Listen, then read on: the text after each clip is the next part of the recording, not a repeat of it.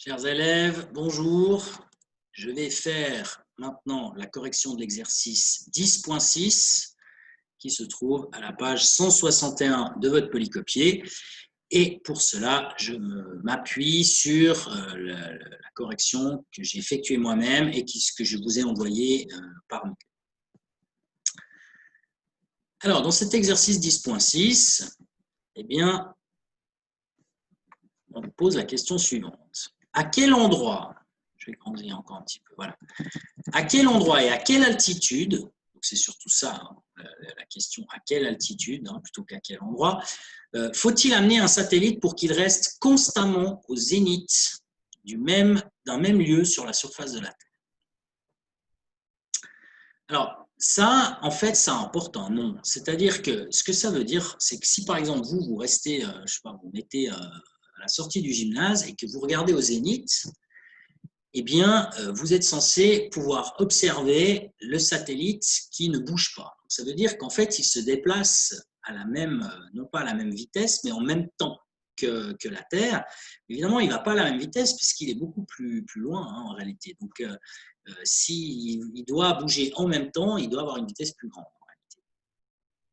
Donc, ça veut dire que si on l'observe toujours au même endroit, depuis le même point de la Terre, qu'il est tout le temps au même endroit, on appelle ça un satellite géostationnaire.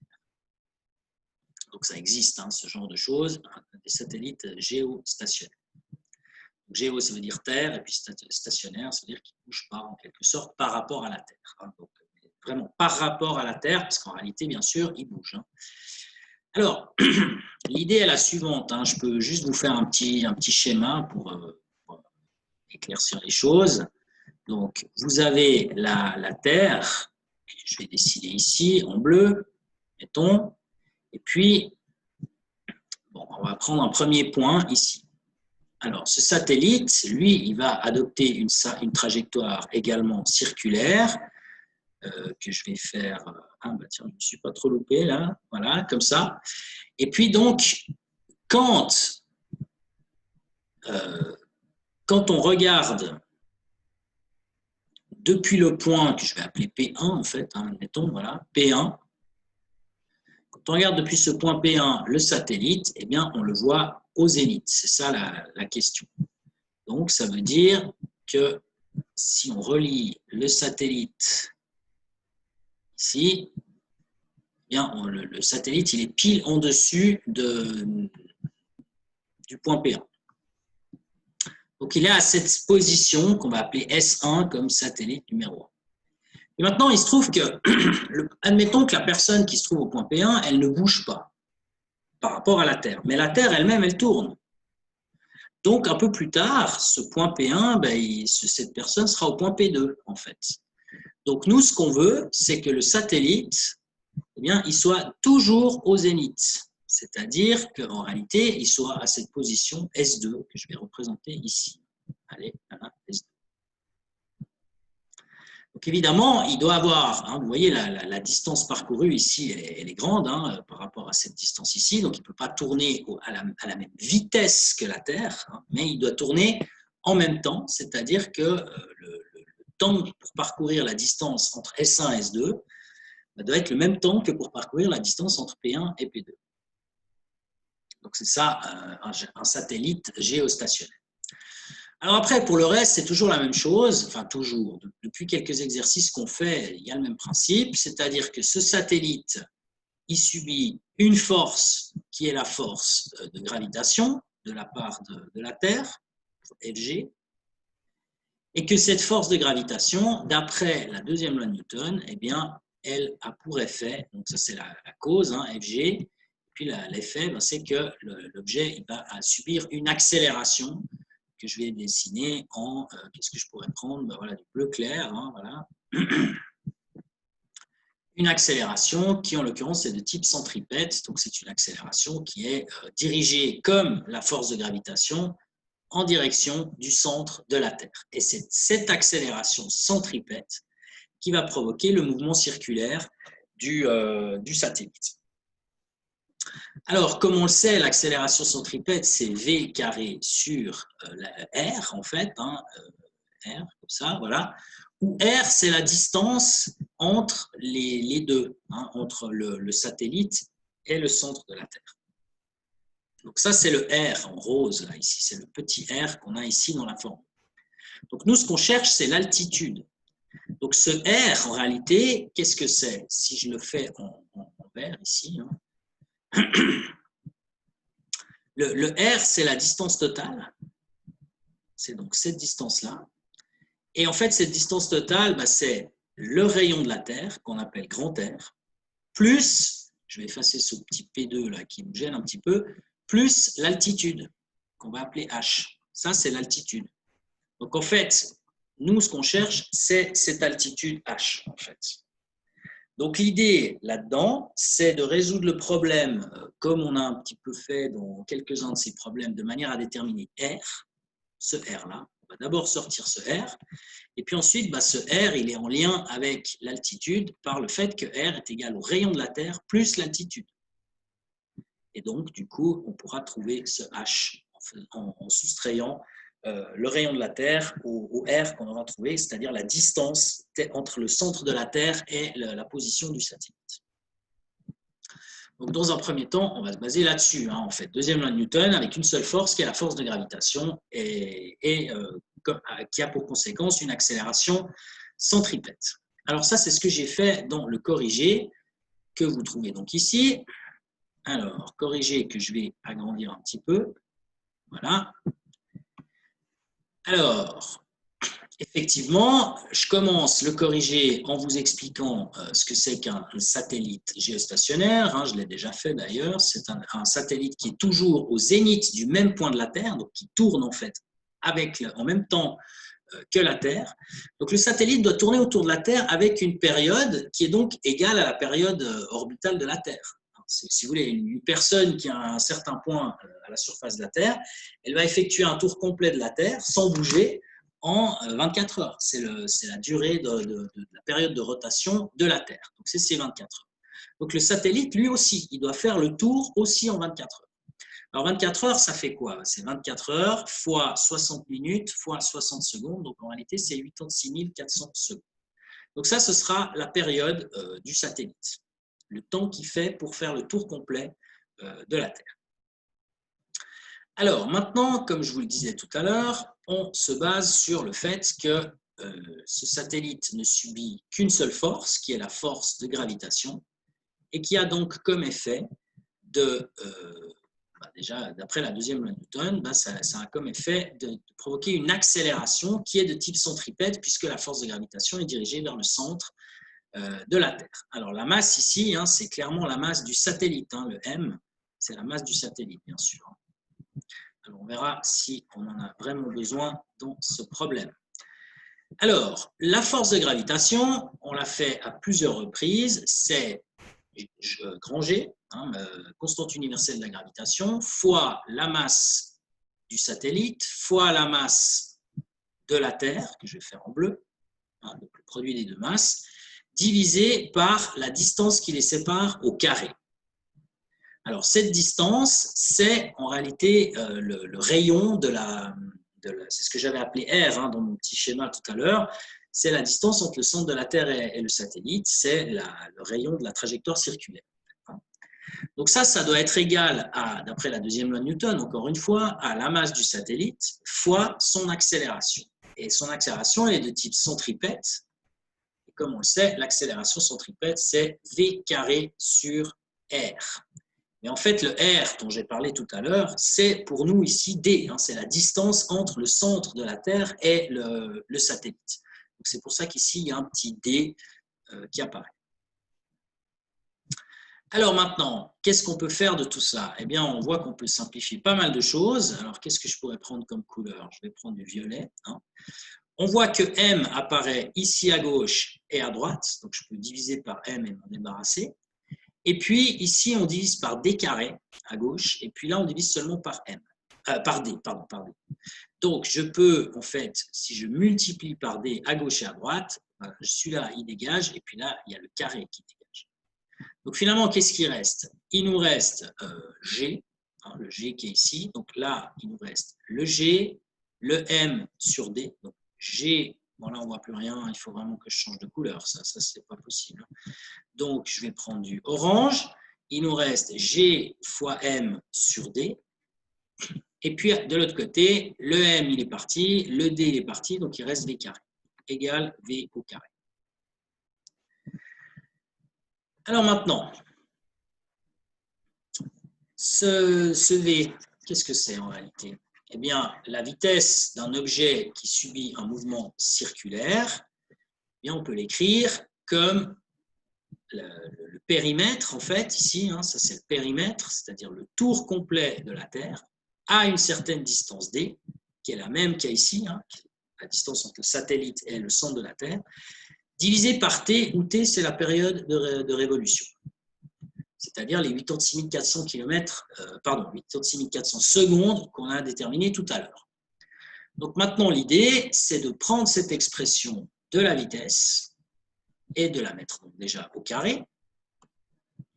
Alors, si on met au carré 2 au carré, ça fait 4, pi au carré, ça fait pi carré, fois d au carré sur t au carré.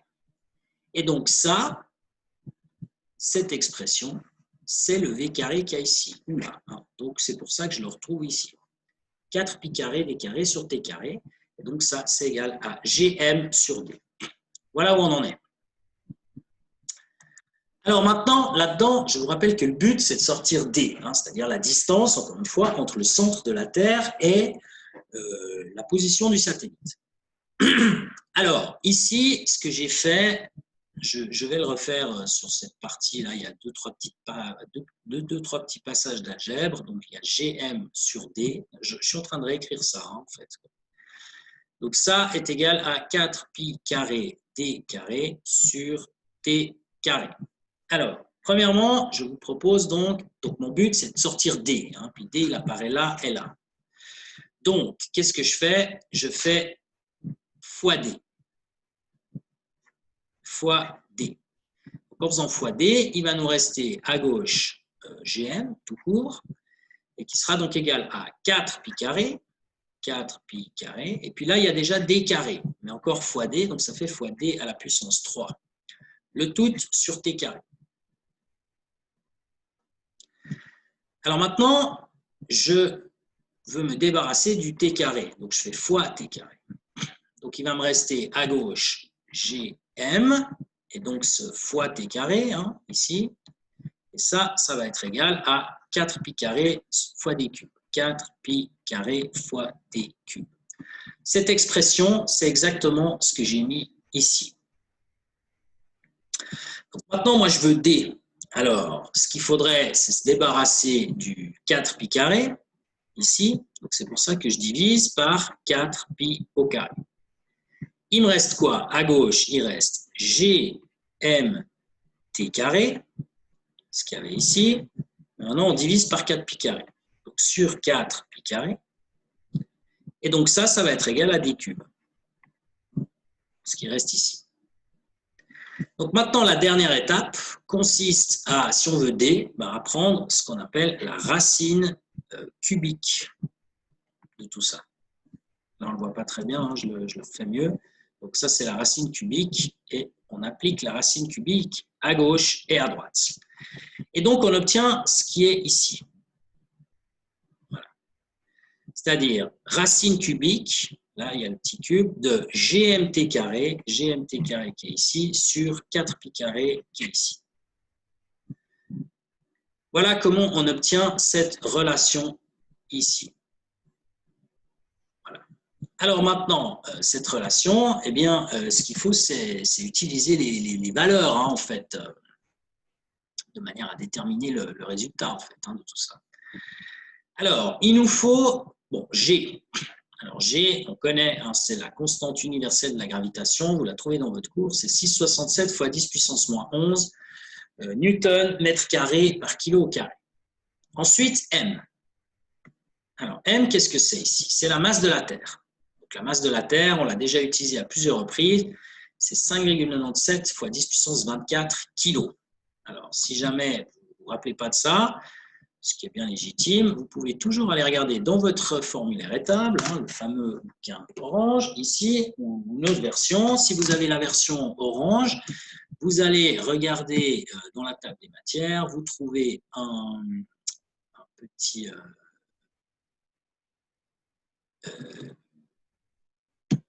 chapitre astronomie et en particulier ce qui nous intéresse, hein, la Terre c'est le système solaire, donc ça se trouve à la page 194, ça commence par le Soleil et puis donc ensuite on a la Terre et on retrouve ce qu'on a déjà utilisé finalement à plusieurs reprises, hein, que la masse de la Terre ici elle est de 5,9742 fois 10 puissance 24 kg. Hein, on peut l'agrandir hein, si vous ne voyez pas bien, voilà, c'est ici. Voilà, la masse, c'est 5,9742 fois 10 puissance 24 kg. Alors bon, en règle générale, on peut se limiter à 5,97, hein, c'est-à-dire en écriture, en notation scientifique, hein, ça fait c'est au centième près, donc je crois que c'est assez précis. Hein. Donc 5,97, c'est ce que j'ai pris dans le résultat, ici dans le calcul, pour la masse de la Terre. 5,97 fois 10 puissance 24. C'est la masse. Alors ensuite, qu'est-ce qu'il nous reste? Il nous reste la période. Alors cette période, c'est la période au carré d'ailleurs. On a vu tout à l'heure, hein, c'est en haut du corrigé, que donc c'est les 24 heures exprimées en secondes, ça fait 86 400 secondes. On n'oublie pas de les mettre au carré hein, dans la formule. Et puis finalement, on divise tout ça par 4 pi carré, donc là ça c'est une constante. Et on n'oublie pas non plus de prendre la racine cubique. Alors, à la fin, quand vous faites ce calcul, vous trouvez que la distance, c'est 4,22 fois 10 puissance 7 mètres, qu'on peut exprimer en kilomètres, hein, en divisant par 1000, hein, puisque donc, il y a 1000 mètres dans un kilomètre, et donc ça fait 4,22 fois 10 puissance 4 kilomètres. En d'autres termes, 42 200 kilomètres. C'est ça. Donc voilà l'altitude, enfin pardon, voilà la distance qui doit séparer le centre de la Terre du satellite. Alors, donc ça correspond à la distance au centre de la Terre. Donc maintenant, pour trouver l'altitude, ben, il faut retrancher, enlever le rayon de la Terre. C'est la relation qu'il y a ici et que je vous avais expliqué tout à l'heure au début de ce petit film avec le schéma. Hein. Vous avez la distance totale qu'on a calculée, c'est le rayon de la Terre, plus l'altitude qu'on cherche. Donc maintenant, si on veut l'altitude, ben, il faut faire moins le rayon de la Terre. Hein, bien entendu, il faut passer le rayon de la Terre de l'autre côté. Donc si on fait moins le rayon de la Terre, moins le rayon de la Terre, on trouve donc que H, je vais y arriver, voilà, H est égal à la distance qu'on a déjà obtenue, moins justement le rayon de la Terre. Alors, cette distance, ben, c'est les 42 200 km qu'il y a ici. Puis maintenant, il faut enlever le rayon de la Terre. Alors, que vaut le rayon de la Terre? Le rayon de la Terre, c'est 6371 km. Donc là aussi, hein, on peut aller regarder dans le formulaire étable, toujours à la même page, hein, où là, on avait trouvé la masse. On a ici le rayon. Alors, vous avez le rayon à l'équateur, le rayon au pôle, et puis en moyenne, disons, hein, c'est 6,371 030 fois 10 puissance 6 mètres.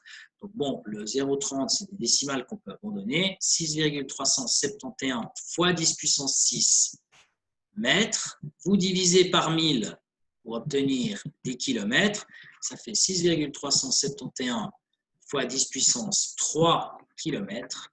En d'autres termes, 6371 kilomètres. Ça, c'est la valeur qu'on a utilisée, 6371 km. Donc, on en est là.